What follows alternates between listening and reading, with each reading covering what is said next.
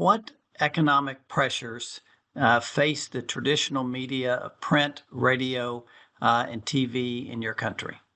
Okay, so basically at the moment, we used to rely so much on advertisement, especially government advertisement. But as you realize that now that we're in the internet generation, the government actually advertisement faded.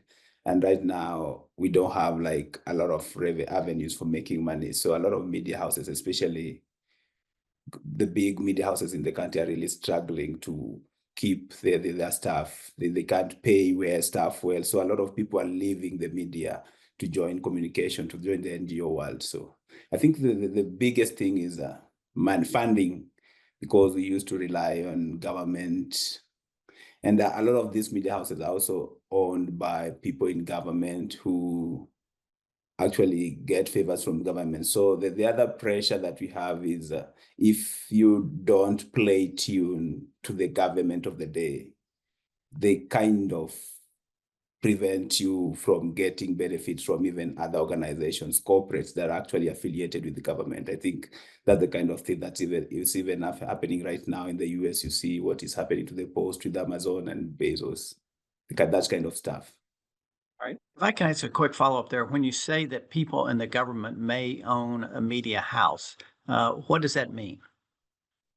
Actually, it's ugly here because most of the media organizations here are actually owned by people in the government. And if they're not owned by people in the government, they are owned with people who have very close ties with people in the government. So the agenda that they try to run is the agenda for politicians. Obviously, we're looking at sort of the ownership within Kenya, and also, Nigeria has parallels here.